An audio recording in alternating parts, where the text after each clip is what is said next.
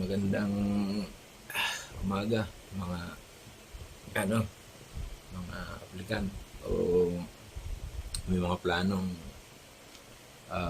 mag-apply bilang security sa barko, sa cruise ship, either sa kahit sa yate, sa cargos, kasi cargos nag-hide na rin ngayon ng mga security officers o personnel, armed guard, cruise ship security personnel.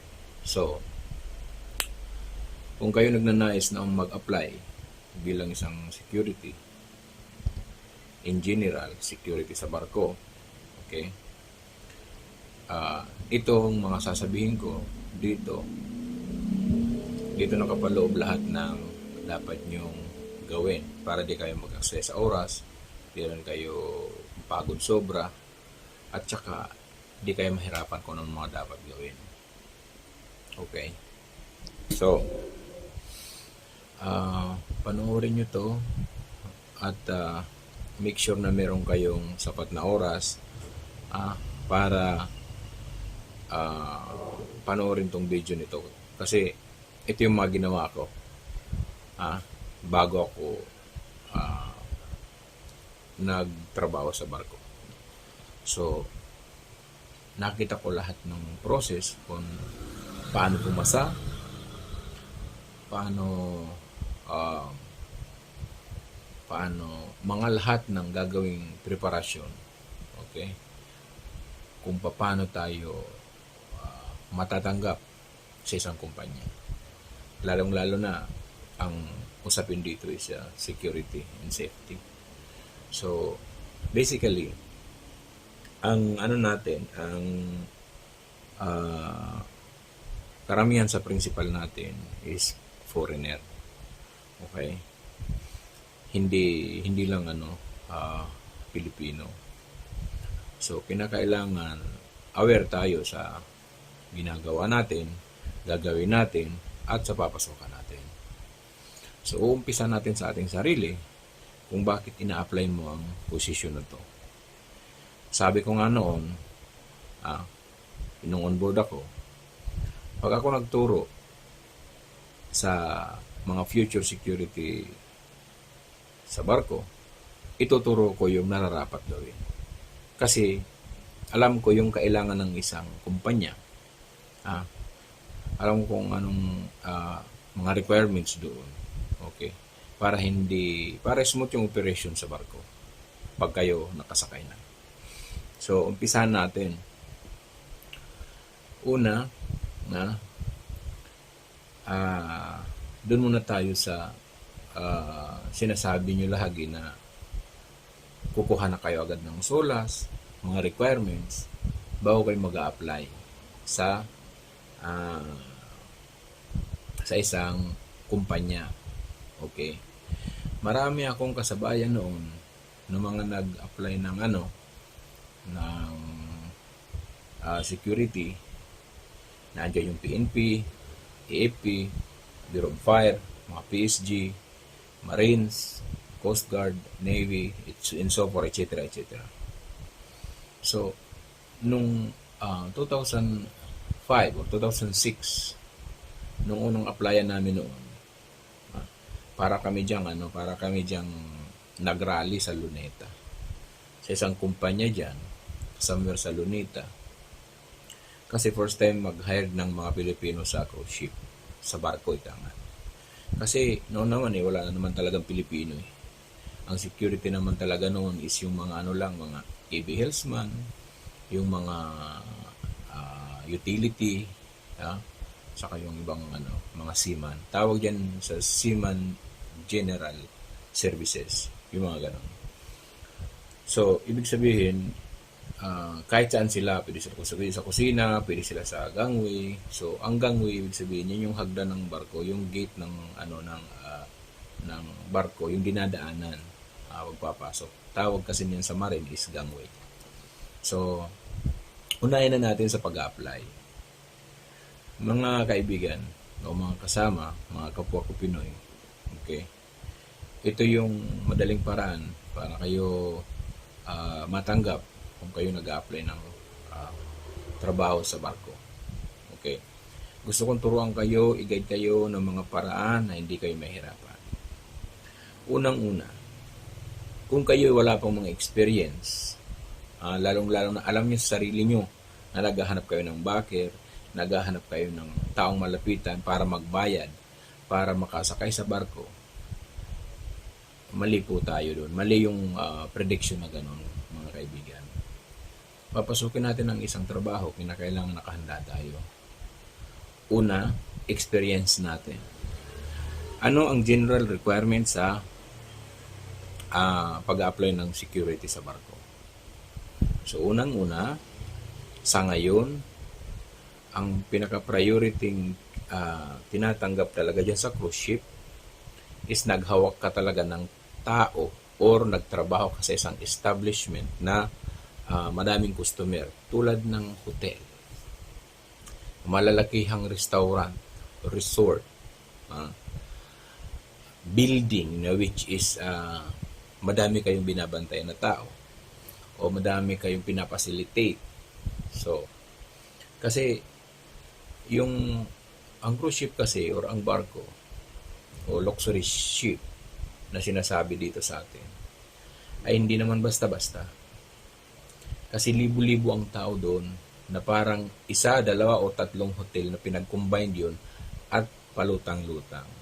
So, tinatawag yan ng iba na floating hotel kasi which is kompleto talaga dyan. So, pag sinabi mong kompleto, nandyan lahat. Ang cruise ship, tulad ng last na na sinampahan ko, isang cruise ship.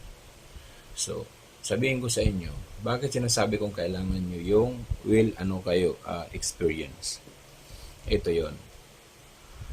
Kung kayo naman galing sa hotel o galing kayo ng department store, malalaki, shopping mall, pagdating kasi doon, sanay na kayo sa mga tao. So, you know how to identify perpetrators, culprits, ika nga, or yung mga taong masasama ang loob, o yung mga taong may plano, o yung mga taong kainahinala. Sino-sino yung mga taong yun? Mga pasahero din sila. Mga nakabakasyon sila. Okay? So, ang trabaho mo doon, o dito, saka doon sa barko, is 80% parehas. Dito sa Pilipinas, security ka dito.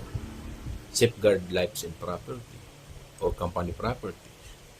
Doon din sa barko, security of all passenger and crew. Parehas din. So, dito employee, sa barko is crew. Okay? So, ngayon, umpisa natin sa requirements. Kung kayo ay wala pang sapat na experience sa pagiging security, wag muna kayo mag-apply ng isang security sa barko. Kasi, susubukan kayo doon, titistingin kayo doon, umpisa pa lang sa interview, tatanungin na kayo. Kaya di uubra, yung mga sabi-sabi lang. Kinakailangan hands-on ka sa security, sa paggugwardya dito sa Pilipinas. I-apply mo lahat ng sa 11 General Order. So, yun ang kailangang requirements. I-apply mo kung anong naanda doon. Kasi ang sumatotal ng 11 General Order talagang yan, sa totoo lang, is leadership. So, leadership plus, mas sinasabi kong plus, plus Q, yung quality, yung standard. Bakit sinasabi kong quality? Kasi nga, ang babantayan nyo sa barko is mga maritirado, may mga pera, mayayaman, makukwarta. Yung lahat ng pasahirong yan, pumunta yan sa cruise para magbakasyon, para magwaldas ng pera. So mag-expect ka kung sino-sino yun. Bakit yung mga retirado dito sa Pilipinas na iba na afford magbayad ng cruise, ng bakasyon doon? Nakikita mo ba sila doon? Hindi. Bibihira ang Pilipino na nasa cruise ship. Unless madami silang extra pera o pinaglaanan nila, makikita mo sila doon. Kasi karamihan doon talaga, mga foreign people lang. Yung talagang may mga kwarta. Kasi nagbakasyon sila doon para magwaldas ng kwarta, para gumastos. Hindi para makatipid. Okay. So, mga kasama, unahin natin sa pag-a-apply nyo. Huwag na huwag muna kayo kukuha ng mga requirements na yan. Mga Seaman's Book, SULAS, o ano pa bang training na yan, kung di pa kayo natatanggap. Mag-apply muna kayo sa kumpanya bago kayo mag-start maglakad yan. Pero bago yan lahat, kung kayo ay, kasi kahit sino naman pwede magbarko eh. Wala ditong, ako nung araw, akala ko, seaman lang talaga ang pwede magbarko. Hindi naman ako seaman first of all. Ang unang kukunin nyo is, kung high school graduate kayo, let's say kahit elementary graduate, makakapag-ano ka, barko ka eh. Oo, kahit high school graduate, makakapag-barko ka. Hindi lang college graduate or anong level mo sa college, hindi. Kahit elementary graduate ka or high school, pwede ka magbarko. So, paano? Based on your experience. Anong experience yun? Natanungin din kita. Ano ba ang applyin mo? So, magbe-base sa experience mo yung ina-apply mong trabaho sa barko. Tulad yan, security ina-apply mo. Eh di, security ang background mo or security yung experience mo. Bakit cruise ship pinili mo? Kasi galing ka, marunong kang mag-handle ng customer. Marami kang certificate of appreciation galing sa company, private company, na marunong kang mag-handle ng customer, may training ka ng customer, at yung hands-on ka sa customer or sa mga employees dito. Ngayon, kung tinitingnan mong sapat na yung experience mo bilang isang security dito sa Pilipinas, i-apply mo. Mag-apply ka. So, anong applyan mo? Pag may hiring maraming company dyan, mga shipping company dyan, na nag-hire sila ng security sa barko. So, itong itong vlog kong to, is focus muna to sa isang position, sa security muna. Yung mga ibang i-video ko, ituturo ko sa mga ibang position, sasabihin ko rin, ituturo ko din. Tulad ng utility, housekeeping, dishwasher, dining, kabinista, mga ganyang position, mga hotel services. I-discuss ko sa mga susunod kong video. Ito para lang muna to sa security position sa barko. So, ganun. Nag-ano na kayo, nag-apply. Let's say, galing ka ng airport, security. O galing ka ng mall. Okay? Hotel. So, itong tatlong to, ito yung isa sa mga priority dito tinatanggap kasi sanay ito maghawak ng mag-screen ng tao. Ibig sabihin, mag-check ng tao kasi experience sila sa x-ray machine, experience sila sa walkthrough metal detector, experience sila maging vigilant, experience sila kung paano maging assertive, experience sila sa volume ng tao, okay? Experience sila kung in general, prone sila masyado sa crowd. So ito yung mga first priority doon. Kasi pagdating mo sa barko, ang doon, expect ka ng crowd doon talaga, double. Okay? So lahat na lahat ng double. Kaya sasabihin ko sa iyo, bago ka mag-apply sa posisyon na ito, na security, i-prepare mo yung sarili mo. Okay, manood ka ng mga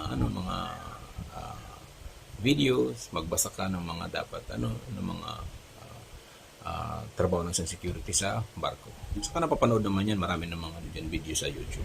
Anyway, kung makikinig ka dito sa sa video ko, hindi ka nagkakamali kasi ako nagtuturo sa barko sa mga empleyado bilang isang security officer. So una, mag-apply muna kayo ng posisyon na ina-apply mo na security kung saan may hiring. Okay? Kung maganda ang experience mo, maganda experience mo, ang recruitment personnel or officer, naandong ka agad sa second priority. Kung wala ka pang requirements. Bakit second priority? Ipa-priority kasi nila dyan yung mga ready visa. Kumpletong requirements, well experience, may on-board experience, saka meron na yung mga seaman's book, passport, at visa. Okay. Bakit ko nasabing first priority sila? Kasi sila, within a day, within 1, 2, 3, 4 days, or even a week, pwede silang paalisin. Unlike sa inyo, kung second priority kayo, maganda nga experience nyo, pero wala pa naman kayong requirements. O bakit? Di ko sinasabi na kumuha na agad kayo. Kasi masasayang lang yan. Paano masasayang?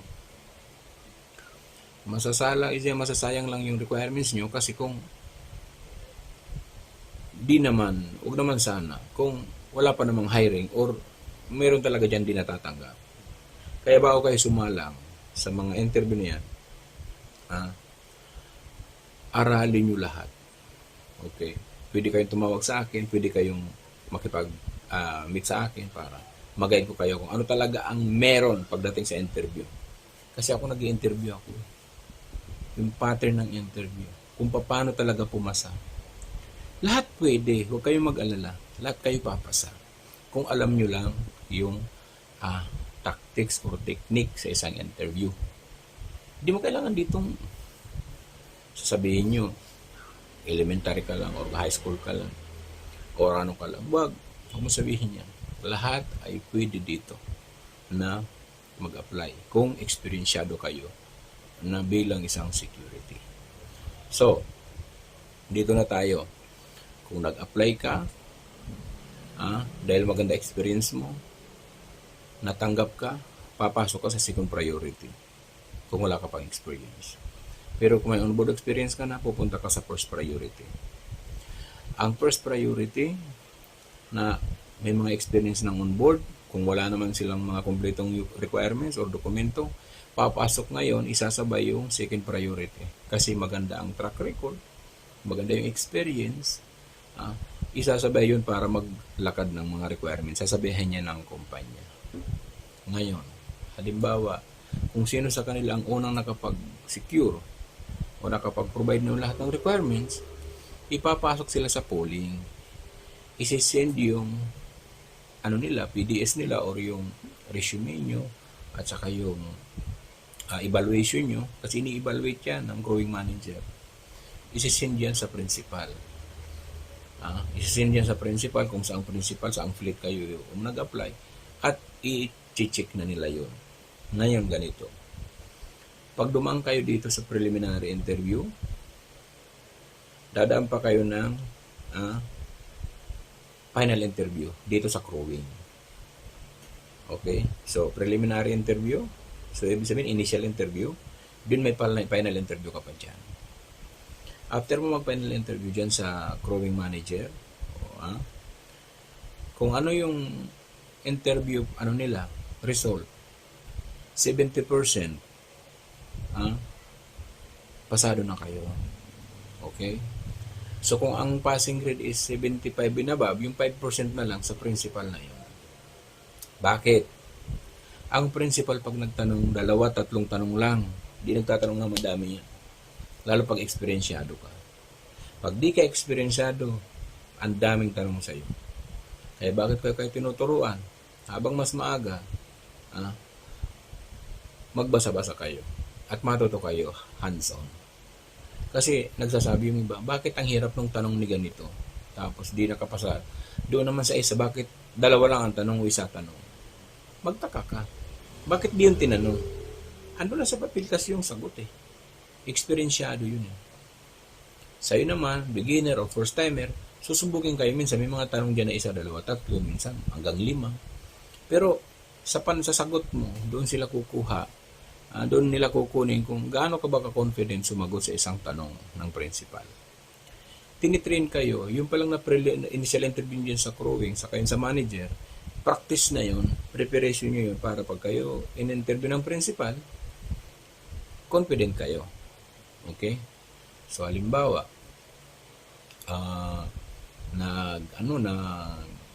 nag-apply ka na, wala ka pang requirements, apply ka na.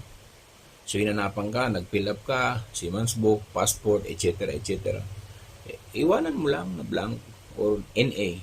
Okay? NA lang lahat. So, ilagay mo lang doon yung mga certificate mo, training,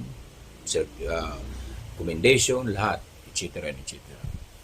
Ilagay mo lang lahat yan dyan sa isang folder, sa requirements, and then, sasabihin sa inyo ng mga person, wala ka pala sir, wala ka pa pala Seaman's Book or passport. Sabihin mo, di wala pa po. Kasi, first time ko pala mag-apply sa barko. Although, 5 years, 3 years, 5 years, or 10 years lang experience sa Pilipinas sa security. Kahit saan pa. Subukan nyo. Kahit di kayo galing ng hotel or ng airport, kahit saan, subukan nyo. Di naman masama. Kasi di naman pare-parehas ang tanong. Ang importante lang talaga dyan is prepare ka. Tuturuan ko kayo kung paano. Ngayon, halimbawa pag-interview sa iyo ng isang ng crewing manager. Sinabi sa iyo na, bakit nag-apply ka ng security? Direktahan ang tanong, wala nang bulahan. Sabihin mo lang. So, gusto ko kamo na minsan kasi Tagalog or English yung tanong din. Halimbawa, tinanong kang Tagalog, sagutin mo Tagalog. Pag tinanong kang English, marunong ka naman din ng konting Carabao, English, hindi naman sa Englishin mo din na may Tagalog. Okay? Kasi doon sa barko, doon ka na matututo ng ng English niyan. Dito, pag tinanong ka, kasi in-apply mo security, di ka naman tatanungin yan about sa pagluluto ng pandesal. Tatanungin ka, related to security lang. Halimbawa, tinanong ka, bakit nag-apply ka ng security? Sabi mo, sir, based on my experience, sabi mo, na based sa experience mo dito sa pagiging security sa Pilipinas, ito yung gusto kong i-improve sa sarili ko at ito ang gusto kong professional na trabaho sa barko. Kaya nung nalaman kong mayroong hiring, so siguro ko yung kaalaman ko ay kaya nang gampanan ng isang responsibilidad bilang isang security sa barko. Base din sa mga experience ko na nakasulat at saka sa mga certificate. Pag sinabi, ano bang mga experience mo? Ano bang lawak ng experience mo dito sa Pilipinas? Kamo sir, napakarami. Ayan kamo naka-state yan, nakasulat diyan. Basta kamo ang in-apply ko bilang isang security, kung ano yung policy at procedure na ginagawa namin dito sa Pilipinas, based sa house rule, based sa policy na binibigay sa amin ng kliyente, yung kamo ang pina-implement natin, no more no less. So, pag tinanong ka ng Tagalog, ngayon, halimbawa tinanong ka ng English, sinabi sa'yo na, why did you apply security? Edi sabihin mo, because this is my experience, I have gained knowledge and expertise to become a security and working as a security. Sabihin mo gano'n. On which environment? Sabihin mo kung I used to work in airport or I used to work in supermarket or in the mall. So, your primary duty, sabihin mo na my primary duty is access control. So, protecting or safeguarding employees and guests or customers kung sa hotel or sa mga mall. So, monitor all the event and particulars. Monitoring the movement or vigilant. Kasi ang definition ko diyan sa security is access control and general peace and order. To be honest. Kasi hawak nyo lahat security. Kayo ang may control ng access ng lahat. Kaya nga kayo ang security dyan. Kayo ang first line of defense. So, monitoring, reporting, recording, so lahat, ano yan, lahat, kang linya nyo yan. So, kasi, ping-pong question lang naman yan eh. Kung ano lang tanong sa inyo ng interviewer, ng principal, or ng crewing manager, or staff, yun lang sagot. Huwag ka na magkwento. Hindi naman nila kailangan yung, kung ano lang sinulat mo doon sa resume mo, doon sa application letter mo, yun lang ang paghandaan mo. Yun lang paghandaan mo kasi yun ang magsisave sa'yo. Make sure nakahanda ka doon. Okay. Pwede nyo naman akong kausapin by phone or personal para mag-guide kayo kung paano ang mga techniques sa interview. So, halimbawa, ito na. Ito sa mga bago, ito sa mga gusto maging security sa barko. So, in-interview kayo. Halimbawa, yung tanong sa inyo is experience mo sa airport. So, be prepared. Be prepared dun sa tanong sa airport. Kasi ang tanong sa airport, pag sa airport ka, itatanong sa iyo agad dyan is, did you operate X-ray machine? Do you know how to operate X-ray machine? Yes or no dyan. Pag sinabing yes, okay. Sinabi mo no, okay din. Kasi malay mo, sa airport nga nagtatrabaho, sa perimeter ka naman. So, hindi ka rin familiar sa X-ray machine. So, pero pag-aralan nyo pa din yung kung ano yung mga color coding na yan, anong X-ray machine, lalo-lalo na may mga hotel dyan na mayroon ng mga X-ray machine, aralin nyo din. So, halimbawa, yung applicant is galing airport. So, sabihin nyo na, pag tinanong kayo ng color coding, be prepared. Sagutin nyo yung 3 color. Yung green, okay, yung orange, at saka yung black. Bakit nagiging black? Bakit may 3 color? So, ang green basically is metal. Ang orange is organic. Ang black naman, or blue-black, basta kasi blue yan eh. Red, is green, orange, and blue. Kukunti naman ang blue dyan, particular sa mga yan. Blue, mga mix, minsan mixed materials. So, tandaan nyo yung kulay ng 3 color coding ng X-ray machine. Green, orange, blue. So, yung blue, pag masyado makapal yung metal o isang high density or bato ipinasok mo or hollow blocks, magiging kulay black yan. Kasi hindi na yung sensor ng X-ray machine hindi makapenetrate sobra. So, tawag nila dyan is opaque. So, high density materials. Yun yung metal, high density metal. Blue turns into black. Ngayon, kung mga light materials yan, mga fiber, clothes, itong mga leather, kutsyon, mga yan, is mga tinatawag na organic, is orange yan. Orange. Yung naman, green, okay, yan yung metal. Pagka, halimbawa, sinalang mo sa X-ray machine yung payong, makikita mo yung kulay ng mga mga lines, yung mga yung bracket niya ng umbrella is green. Tapos yung tela niya is orange. Tapos may part na parang maitim, kasi di masyado makapag-penetrate kasi metal, is blue na nagba-black. So 3 color coding ng X-ray machine is green, orange, and blue. Okay? So, dumadami ang color niyan kasi depende yan sa thickness ng isang materials. So, pag tinanong kayo, galing ka sa airport, di ba? Tinanong kayo ng, give me the 3 color coding of the X-ray machine. Sabihin mo lang, green, orange, and blue. green, it stands for metal or light materials.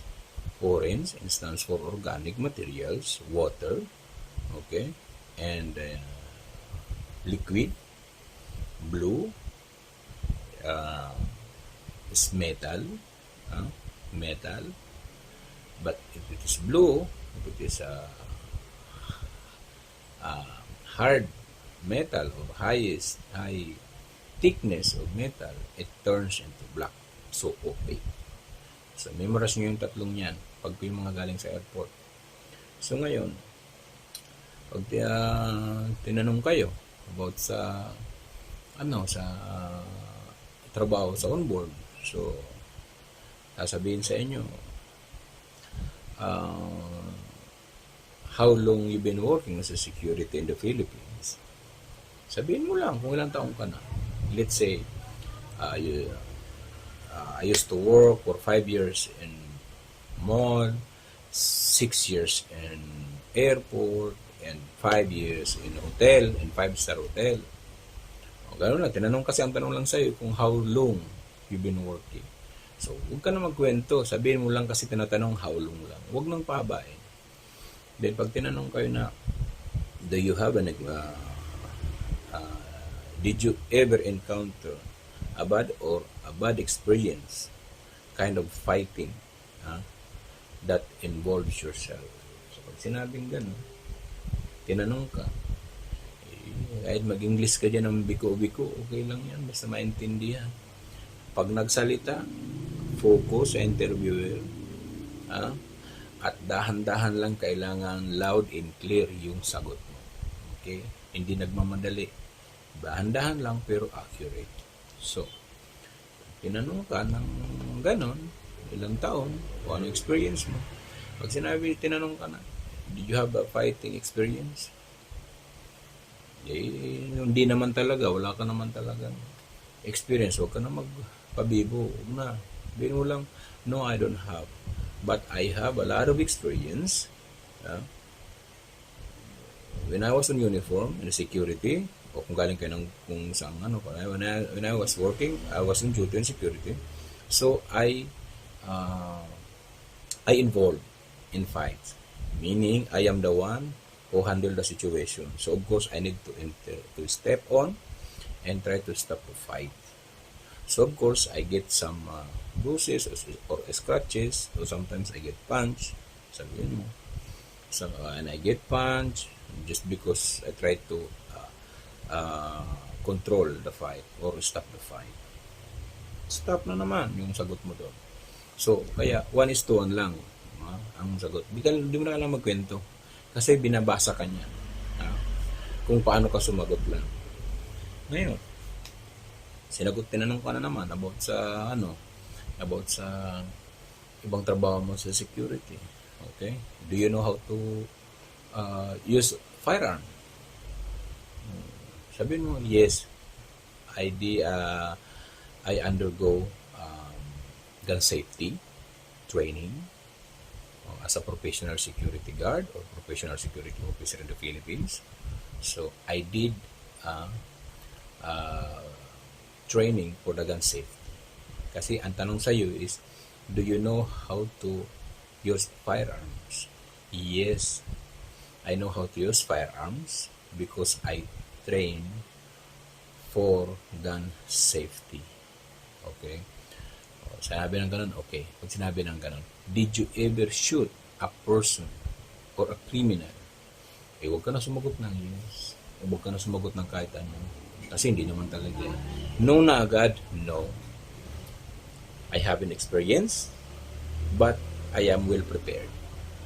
Okay? For whatever happened. So, I don't have any experience of shooting or firefight during my service in security in the Philippines.